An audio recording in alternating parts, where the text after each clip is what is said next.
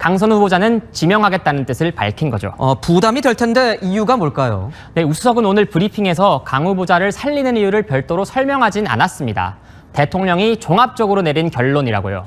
우수석이 종합보고를 한 건 어제였지만 저희가 취재해보면 그전부터 강 후보자는 살릴 것 같다는 기류가 대통령실과 여당 내에선 일부 감지됐습니다. 강 후보자는 이진숙 후보자와는 다르다라는 건데요. 대통령실 관계자는 이렇게 말했습니다. 결국 일을 잘할 수 있냐 없냐가 중요한 기준이 될 것 같다고 했습니다. 이진숙 후보자는 논문 표절보다 답변을 제대로 못한 전문성 부족이 더 문제라는 겁니다. 툭 하고 질문만 나와도 술술술술 후보자님의 교육적 철학이 나와야 되는 거거든요. 굉장히 실망스럽다 말씀.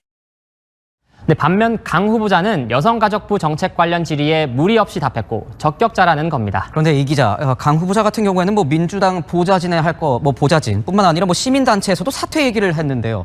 부담이 없을까요?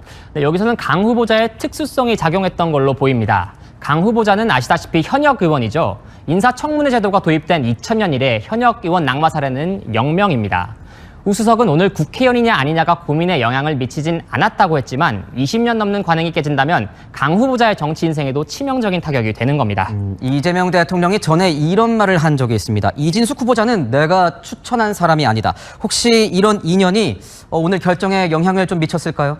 아무래도 무시할 수는 없었을 거라는 게 여권 내 해석입니다. 강 후보자는 지난 2021년 대선 경선 때부터 이재명 후보 캠프에 합류하면서 친명으로 분류돼 왔습니다. 선대위 대변인도 맡았고 대통령 당선 후엔 국정기획위원회에 합류했죠. 정책적 그리고 정무적으로 신뢰가 깊습니다.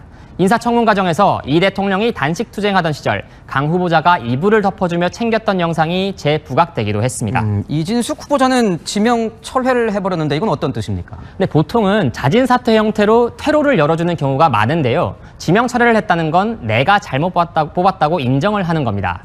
강 후보자는 살리는 대신 민심을 내가 무시하는 건 아니라는 의지도 보여준 걸로 해석됩니다. 마찬가지로 앞서 진보 시민단체들도 반대를 했습니다. 이것에 대한 또 다른 부담은 없을까요? 네, 말씀하신 것처럼 지난주 참여연대에 이어 오늘 경실련에서도 강선우 후보자가 임명하면 국민 지지를 받기 어려울 것이라고 경고했습니다.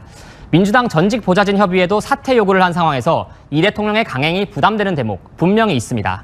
하지만 아직은 여론이 버텨졌습니다.